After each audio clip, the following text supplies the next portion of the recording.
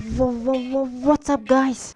Fred here. Today I'm gonna show you 5 cool art ideas or styles that you can use in your own artworks. Maybe more than 5, I still haven't decided. I will just show you the ideas themselves, and if you actually want to create them, you can find the links in the description to the tutorials. So let's get started. So the first one is called 3D lines. As you can see, this is a 3D line I'm referring to. It looks pretty cool, it looks so colorful. This is just one example. Another thing you could do with that is, for example, something like that. Again, you can just use this kind of gradients, and it's actually not that difficult to create. Or for example, here, as you can see, also you use 3D lines. As you can see, you have here not one color but many rainbow colors. And also another pretty cool example is this kind of example. Here it looks different, but still it's the same idea. So what is the process behind? For example, this is the colors you want to use, and then you can use mixer brush tool and you can start drawing with this kind of colors. As you can see, it already looks awesome.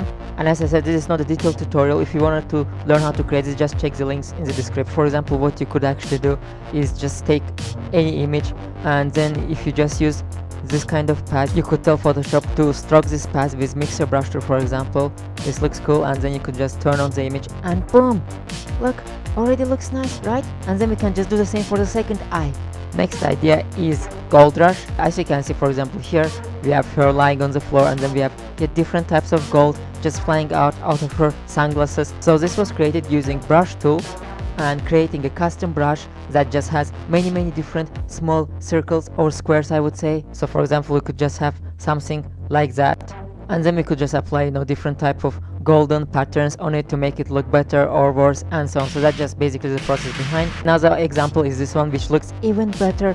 People actually love this. It's got more than 300 likes. We have also gold on the floor. You have to agree, it looks awesome. Next one is what I call angel halo. I personally didn't think this would perform really well, but for some reason it did really good. So I decided to create a few artworks with this one, and this is the first one that did actually really good, and it got more than 500 likes, and I was shocked actually, because I like it, but not that much. Another example is here it looks even better. It's like colors dropping effect. It looks pretty cool as well. Or here also a different type of ellipse angel halo effect, which is very thin, and it just makes everything look so cool. And it's actually pretty easy to create. You could just take an ellipse, for example, just have, let's say, 3-point thickness, I would say, and then all you have to do is just give him some kind of golden or yellow color, and then you could just use layer styles and add some outer glow to him.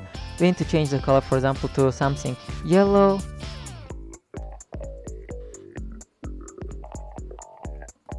and then you could just add some Gaussian blur, and that's approximately how it's created. Next one is what I call just gradient, I would say. As you can see, it's also animated. It's like gradients are animated, and actually for animation you have to use After Effects. Or for example, this one again, you just use gradients. You just use many gradients that Photoshop has.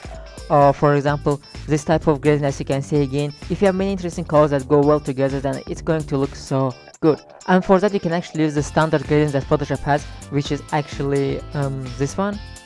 Yeah, it's this one, as you can see. So it's exactly the same one that I used here, or here. By the way, guys, if you want to get a detailed class on how this one was created, just go to learnfromfred.com and start your free month full of premium Photoshop classes and create this and many other cool artworks. Next one is text warp. So here we have just the text that goes from face to the body and so on, and here it stays "Don't stop dreaming."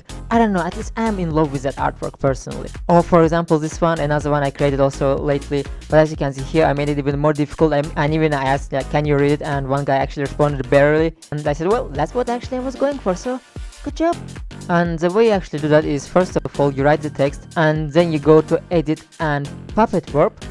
For example, here, as you can see, you can just leave many, you just click to create many points, and then you can just click and drag them, and like this you can actually put the letters one by one exactly where you want them to be. So you can just do like this. So that's actually how you make sure that they're going smoothly from her face down here, and so on.